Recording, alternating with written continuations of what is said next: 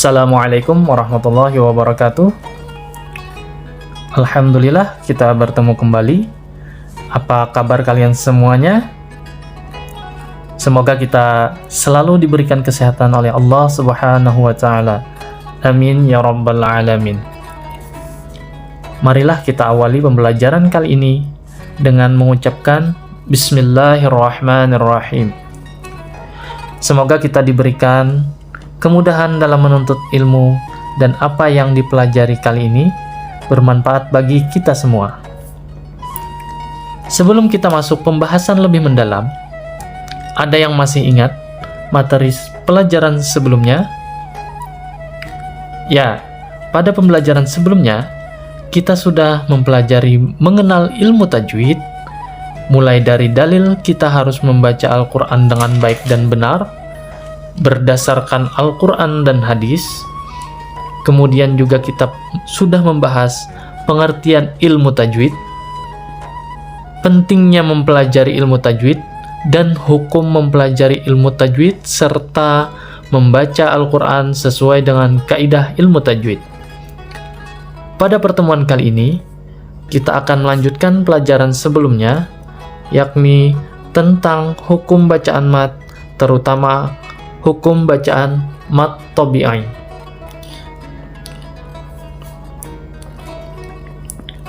Kita akan mulai dari pengertian mat.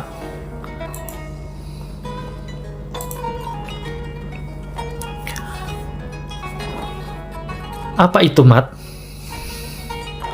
Apa itu hukum bacaan mat dalam ilmu tajwid? Secara bahasa, mat artinya panjang. Secara istilah, artinya adalah memanjangkan suara atau bacaan Al-Quran ketika bertemu huruf mat. Huruf mat ada 3, yaitu alif, waw, dan ya. Mat adalah salah satu hukum bacaan dalam ilmu tajwid dan sangat penting untuk dipelajari. Dengan mempelajari hukum tersebut, kita dapat mengetahui tata cara melafalkan bacaan Al-Quran yang baik dan benar sesuai dengan panjang pendeknya. Sekarang kita akan masuk kepada pembahasan macam-macam atau pengklasifikasian mat.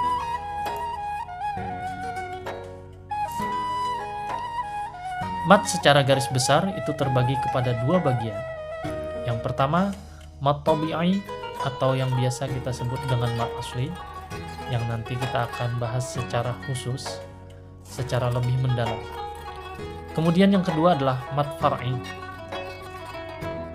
Mat far'i dari segi bahasa memiliki arti cabang, sedangkan dari istilahnya, mat far'i yaitu hukum bacaan yang merupakan tambahan dari mat asli.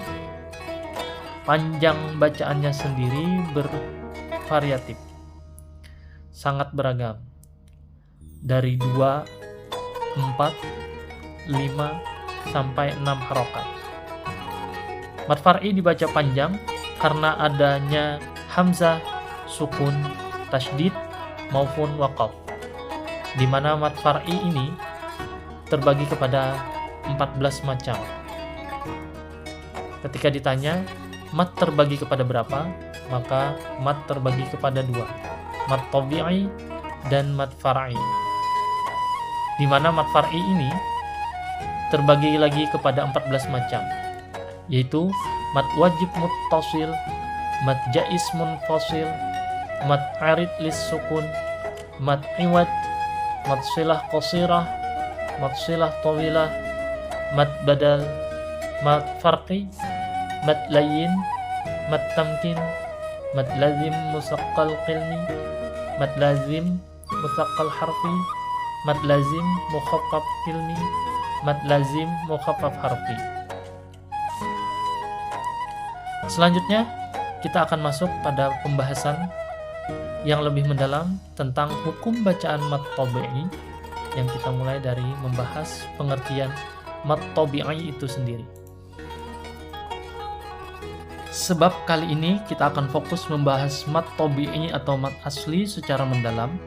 Oleh karena itu, perhatikan materi berikut dengan baik agar kalian dapat memahami dan menerapkan hukum bacaan mat tabi'i ini dalam membaca Al-Quran. Pengertian mat tabi'i. Menurut bahasa, mat artinya panjang dan tabi'i artinya biasa. Sedangkan menurut istilah, mat tabi'i adalah memanjangkan bacaan Al-Quran ketika bertemu huruf mat.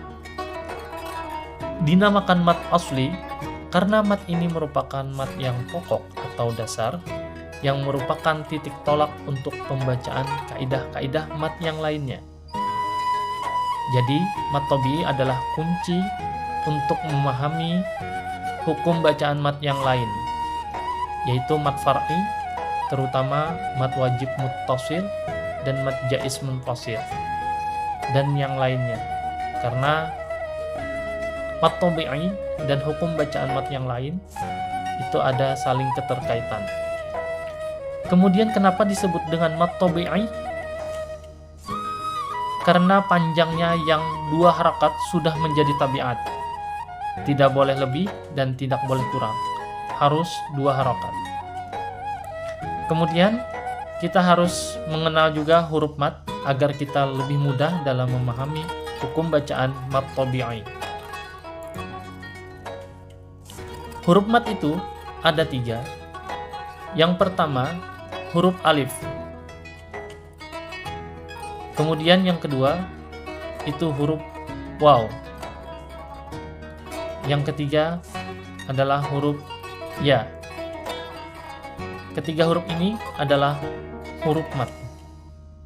Setelah kita mengenali huruf-huruf mat, maka kita akan mengetahui, mempelajari, memahami ciri hukum bacaan mat tabi'i. Bagaimana ciri-ciri dari hukum bacaan mat tabi'i? Ini harus kita perhatikan dengan baik. Kemudian juga bagaimana cara membaca hukum bacaan mat tabi'i tersebut, dan bagaimana contohnya yang ada di dalam Al-Quran. Kita akan membahas ciri, cara membaca, dan contoh hukum bacaan dari mat tabi'i, di mana cirinya itu ada 3. Jadi kita pahami 3 ciri ini. Apabila kita menemukan 3 ciri ini saat membaca ayat Al-Quran, maka itu adalah hukum bacaan mat tabi'i. Yang pertama adalah apabila ada huruf alif tanpa harokat, dan huruf sebelumnya harus berharakat fathah. Atau kita balik penjelasannya. Apabila ada huruf yang berharakat fathah, kemudian bertemu dengan huruf alif tanpa harokat. Contohnya seperti apa? Kita perhatikan contoh. Di sini ada lafal qala. Ini adalah contoh dari hukum bacaan mat tabi'i. Kemudian kana, dhamirun, nasirun, sahirun. Apa cirinya? Kita fokus pada lafal yang berwarna merah. Ada qala. Di sini ada huruf qaf yang berharakat fathah. Kemudian sesudahnya bertemu dengan alif tanpa harakat. Maka di sini hukum bacanya adalah mat tabi'i. Kita contohkan seperti ini.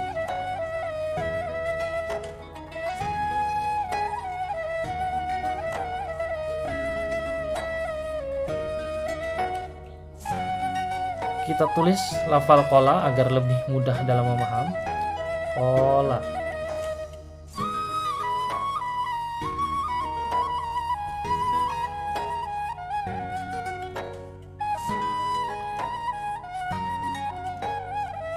Kita fokus pada lafal yang berwarna merah, huruf yang berwarna merah, dan kita garis bawahi. Di situ ada huruf qaf. Cirinya tadi adalah ada huruf yang berharakat fathah, hurufnya bisa ba, bisa ta, bisa sa, bisa jim, terserah. Yang penting berharakat fathah. Ada huruf yang berharakat fathah. Di contoh ini adalah huruf qaf. Huruf qaf yang berharakat fathah kemudian bertemu dengan huruf alif tanpa harakat. Di sini ada ciri dari hukum bacaan mad tabi'i. Maka ini adalah hukum bacaan mad tabi'i karena terdapat cirinya, yaitu ada huruf yang berharakat fathah yang sesudahnya bertemu dengan alif. Kita lanjut kepada ciri yang kedua. Ciri yang kedua,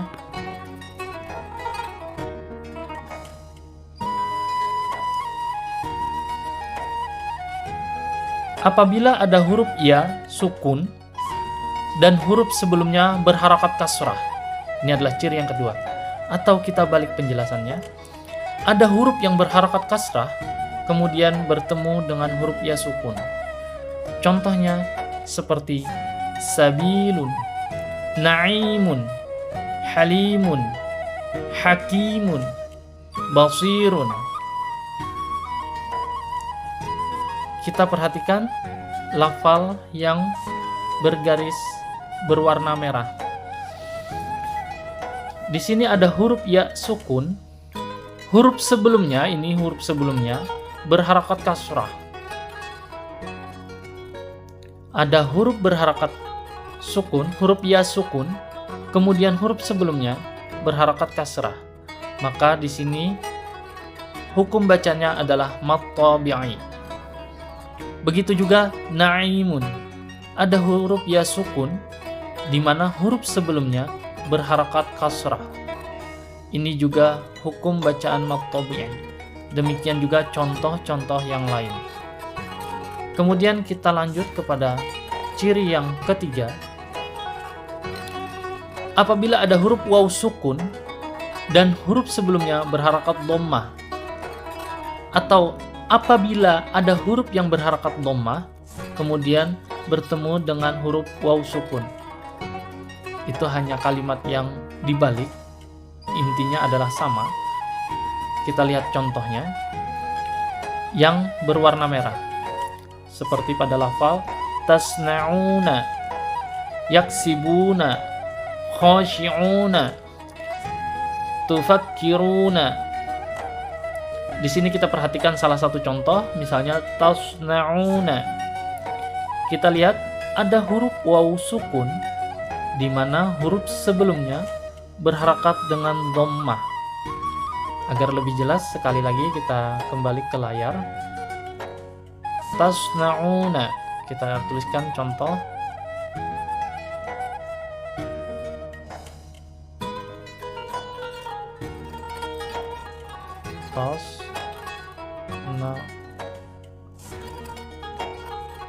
Tasna, kita tandai warna merah. Una. Hapus. Tasna agar lebih mudah.